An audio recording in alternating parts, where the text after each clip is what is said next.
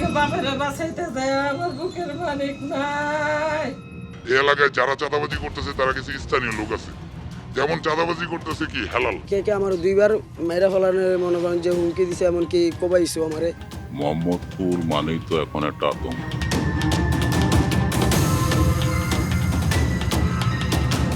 শীর্ষ সন্ত্রাসী তো মোহাম্মদপুরে আরও আছে, যেমন জোসেফ। চুরি, ছিনতাই, রাজধানী এভেলেবেল প্রতিনিয়ত হচ্ছে।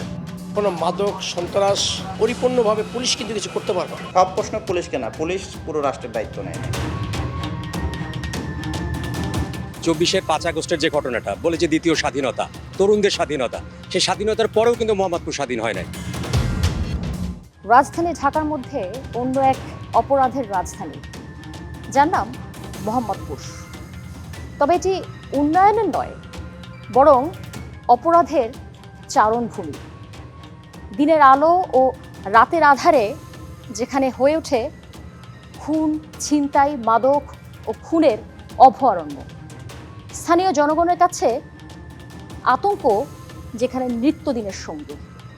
দর্শক, গ্রিন টেলিভিশনে অপরাধ ও জনদুর্ভোগ বিষয়ক পাক্ষিক বিশ্লেষণধর্মী অনুষ্ঠান দূরবীনে আপনাদেরকে স্বাগত জানাচ্ছি। আমি পরবী তৃষা।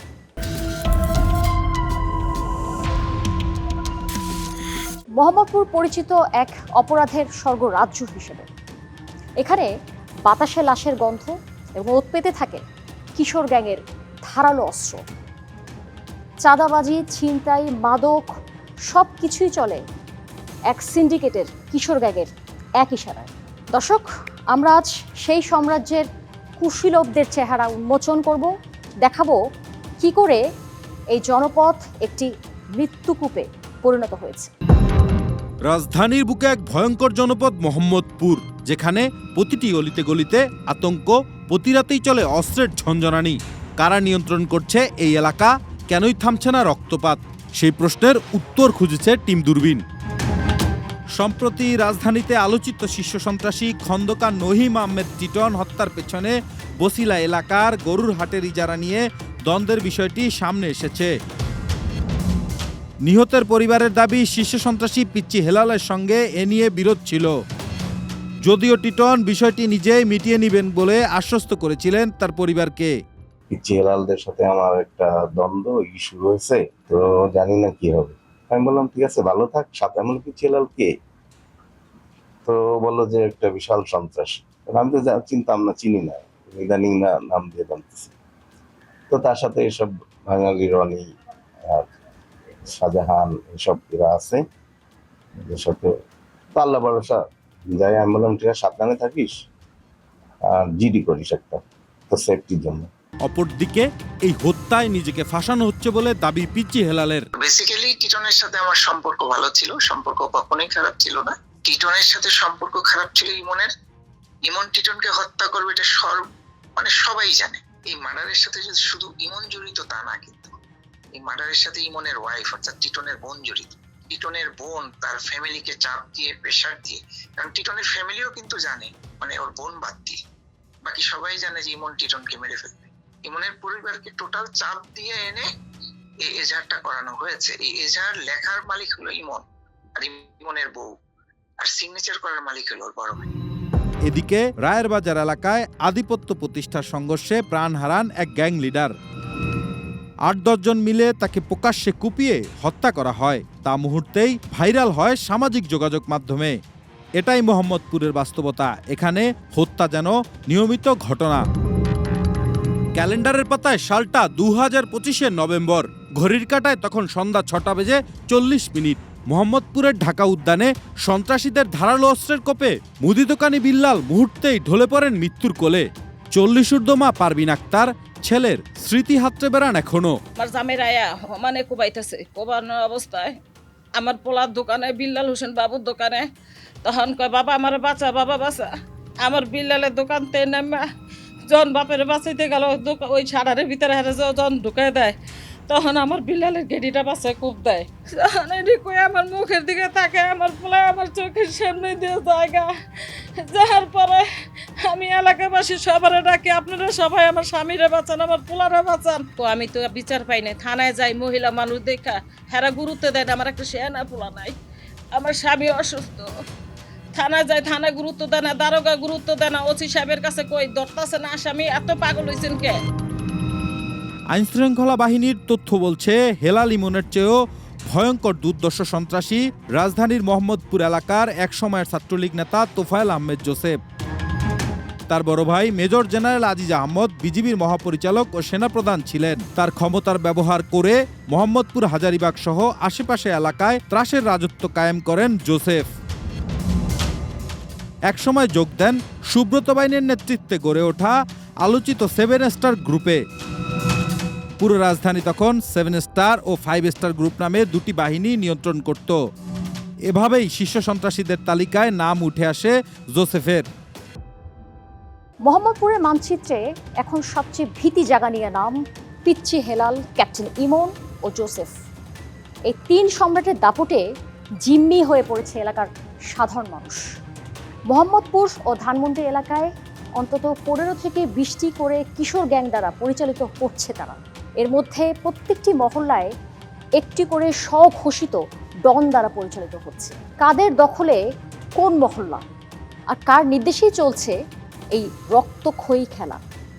চলুন বিস্তারিত জেনে নেওয়া যাক। মোহাম্মদপুর এলাকা 29, 31, 32, 33 ও 34 নম্বর ওয়ার্ড নিয়ে গঠিত। 29 নম্বর ওয়ার্ড নিয়ন্ত্রণ করছেন লিটন মাহমুদ বাবু ওরফে তেরেনাম বাবু। তেরেনাম বাবু আন্ডারওয়ার্ল্ডের মাফিয়া ইনামুল হাসান হেলাল ওরফে পিচ্চি হেলালের সহযোগী হিসেবে পরিচিত। এছাড়া 29 নম্বর ওয়ার্ডের মধ্যে জহুরি মহল্লা এলাকা কিলার পাপ্পুর শ্যালক ইমন মুন্সির নিয়ন্ত্রণে রয়েছে। শুক্কুর আলামিনের নিয়ন্ত্রণে রয়েছে পাশের বিজলি মহল্লা। টিক্কাপাড়া আজিজ মহল্লার এক অংশ সূচনা কমিউনিটি সেন্টার এলাকার রিং রোড অংশের নিয়ন্ত্রণ কায়ুমের হাতে। কৃষি মার্কেট ও এর আশেপাশের এলাকা আজিজ মহল্লা এবং লাগোয়া বিহারি ক্যাম্প নিয়ন্ত্রণ করছে রবিন। 31 নম্বর ওয়ার্ডের নিয়ন্ত্রণ রয়েছে রবিন ও ঢালি মিয়ার হাতে। মোহাম্মদপুরের সবথেকে আলোচিত 33 নম্বর ওয়ার্ড শীর্ষ সন্ত্রাসী বাদল ওরফে কিলার বাদলের নেতৃত্বে এই এলাকায় বেশ কয়েকটি কিশোর গ্যাং সক্রিয় রয়েছে।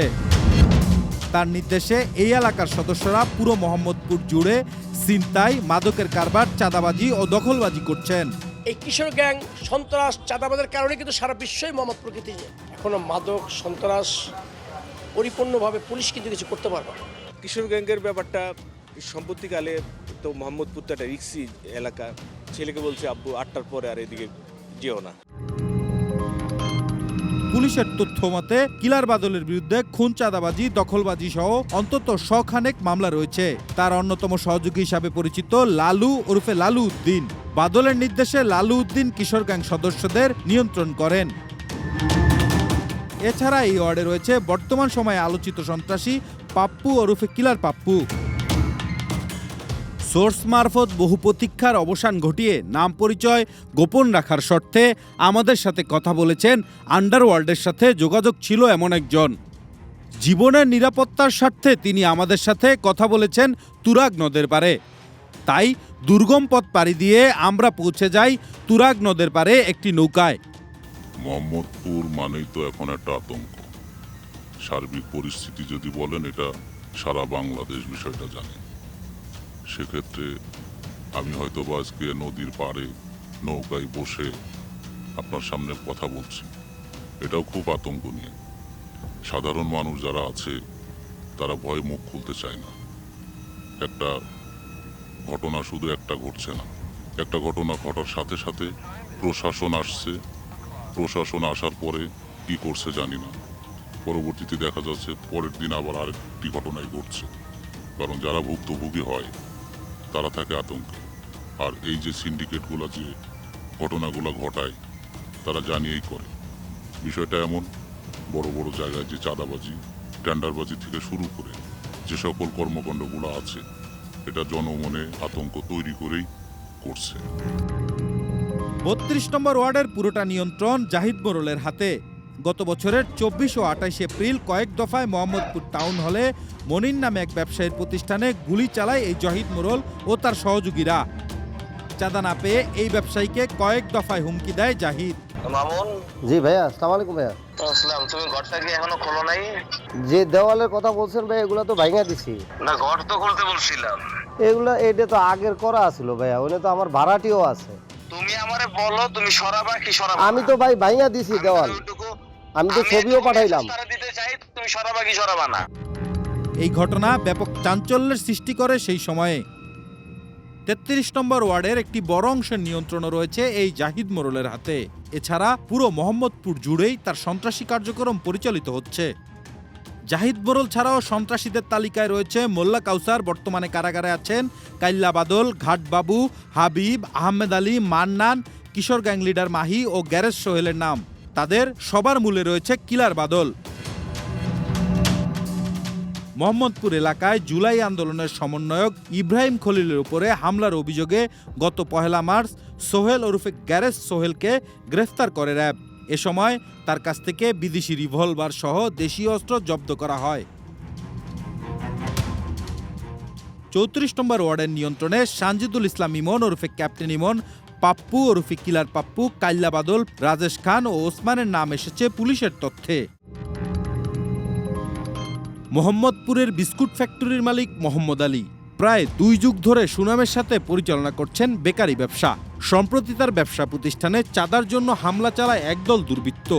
সেই গল্পই বলেছেন টিম দূরবীনের ক্যামেরায়। ২ বার আমার এত লুটপাট করছে, ভাঙচুর করছে, আমার স্টাফের টাকা পয়সা নিছে, আমার ব্যবসা প্রতিষ্ঠানে আমার ম্যানেজারের মাইর দূর করে টাকা পয়সা নিছে। কিন্তু টোটাল মোহাম্মদপুর বর্তমানে পরিস্থিতি খারাপ, আমরা পারি না, কারণ আমরা এলাকায় ব্যবসা করি, রাস্তাঘাটে চলাফেরা করি, কারণ এই মোহাম্মদপুরে কিশোর গ্যাং ছড়াইয়ে গেছে। এই দুলালের নেতৃত্বে আমার এখানে কিশোর গ্যাং 2 বার হামলা করছে। মোহাম্মদপুরের পাশে রয়েছে আদাবর থানা, পড়েছে ৩০ নম্বর ওয়ার্ড এলাকায়।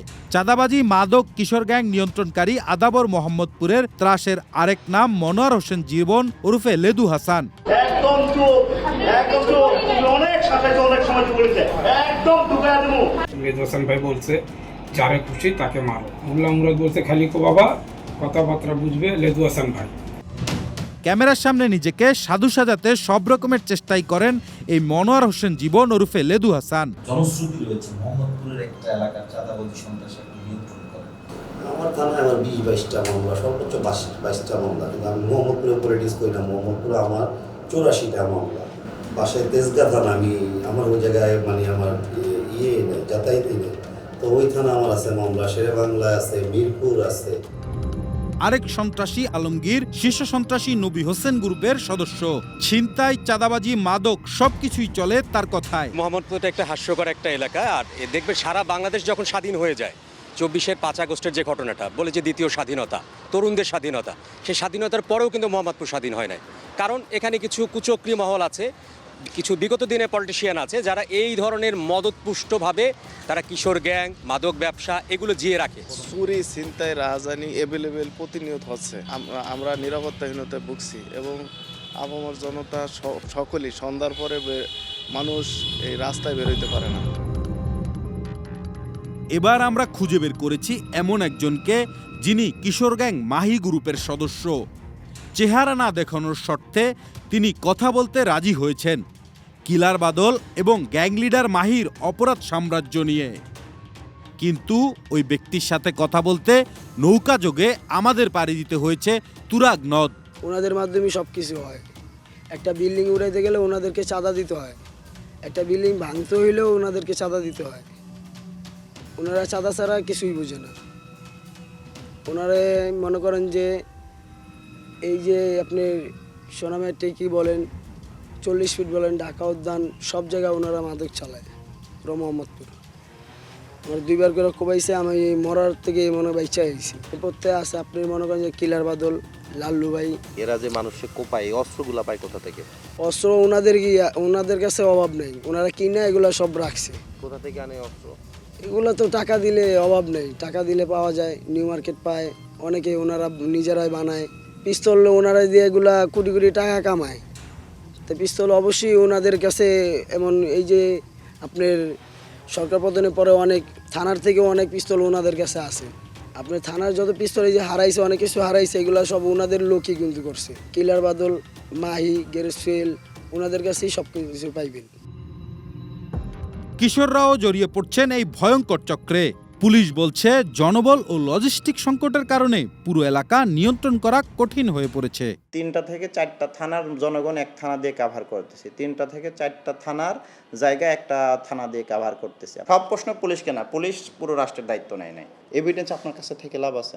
এভিডেন্স থাকতে হবে কার কাছে? আমার কাছে আসা লাগবে। মোহাম্মদপুরে এরকম ভীরু মানুষ আছে, আমি এটা কখনোই করি না। মোহাম্মদপুরে যারা থাকে সবাই সাহসী মানুষ। এই সাহসী মানুষের মধ্যে থেকেই তো শীর্ষ সন্ত্রাসী তৈরি হচ্ছে। মোহাম্মদপুরের মানুষ কে একজন হুমকি দিল, ভয়ভীতি দেখাইলো আর পুলিশের কাছে আসলো না, এটা বিশ্বাসযোগ্য না আমার কাছে। তারা অন্ধকারে শয়তানের সাথে যোগাযোগ রাখতেছে আর দিনে এসে নামাজ পড়তেছে। এদিকে অপরাধ বিশ্লেষকরা বলছেন লজিস্টিক ও সঠিক নজরদারির অভাব রয়েছে আইন শৃঙ্খলা রক্ষাকারী বাহিনীর। আইন শৃঙ্খলা বাহিনী কিন্তু 5ই আগস্টের পরে যখন শীর্ষ সন্ত্রাসীরা জামিন পেল, আইন শৃঙ্খলা বাহিনীর বক্তব্য কী ছিল? তাদের বক্তব্য ছিল যে এই অপরাধীরা বা যারা জামিন পেলেন তারা যাতে নতুন করে বা পুনরায় অপরাধের সাথে সম্পৃক্ত না হয়, এই প্রশ্নে এদের গতিবিধি নজরদারির মধ্যে রাখা হবে। কিন্তু এই শীর্ষ সন্ত্রাসীদের এক গ্রুপ আর এক গ্রুপকে যে হত্যা করা, আক্রমণ করা এবং নানা ধরনের অপরাধমূলক কর্মকাণ্ডের সাথে যে তারা সম্পৃক্ত হলো এবং যে অপরাধমূলক ঘটনাগুলো তারা সংগঠিত করলো, সেই বিষয়গুলো পর্যালোচনা করলে আমরা তো বুঝতে পারি যে নজরদারিটা ঠিক মতো হয়নি বা আদৌ হয়েছে কিনা সেই সন্দেহটা বা সংশয়টা কিন্তু থেকে যায়। আমরা কথা বলেছিলাম সমাজ ও মানবাধিকার কর্মী খুশি কবিরের সাথে। এসব ঘটনা উদ্বেগজনক হারে বাড়ছে উল্লেখ করে তিনি বলেন, ঘটনার দায় প্রশাসন কোনোভাবেই এড়াতে পারেন না। দেশের জনগণ যদি এদেশের নাগরিক নিরাপত্তায় না থাকতে পারে, এবং আমরা দেখেছি 2024-এ অনেক নাম করা ক্রিমিনালসদেরকে ছাড়া হয়েছিল এবং তারা বের হয়ে কিন্তু একই ক্রিমিনাল কাজই করছে। আর এখন যেটা হচ্ছে যে আপনি যেটা বললেন যে কিশোর গ্যাংদের বিষয়গুলো, এরা একেবারে র্যাম্পেন্ট আর পুলিশ ধরছে না। কি তাদেরকে বলা হয়েছে ধরতে না? এটা কি তারা রাজনৈতিক পৃষ্ঠপোষকতা পাচ্ছে না? আমার তো প্রশ্ন হলো আমাদের শ্রদ্ধেয় স্বরাষ্ট্রমন্ত্রী যে উনি কি কারণে এখন পর্যন্ত, এটা তো প্রথম প্রায়োরিটি হওয়া উচিত, ফার্স্ট প্রায়োরিটি, যে মানবাধিকার নিশ্চিত করা, মানুষের জীবন নিরাপত্তা নিশ্চিত করা। দর্শক, মোহাম্মদপুর আজ কেবল একটি মানচিত্রের নাম নয়, এটি হয়ে দাঁড়িয়েছে এক ক্রমবর্ধমান সামাজিক ক্যান্সারের নাম। এই গ্যাং কালচার আর মাদকের নীল ছবল এটি পুরো প্রজন্মকে পঙ্গু করে দিচ্ছে। আইন শৃঙ্খলা বাহিনীর কঠোরতা কি পারবে এই শক্ত জাল ছিঁড়তে, নাকি সাধারণ মানুষকে আজীবন এই দীর্ঘশ্বাসের ভেতরেই বসবাস করতে হবে? সেই উত্তর সময়ের হাতে। আজ এ পর্যন্তই। মাদক ও অপরাধকে না বলুন। সবাই সুস্থ থাকুন, সচেতন থাকুন এবং সত্যের সন্ধানে গ্রিন টেলিভিশনের সঙ্গেই থাকুন।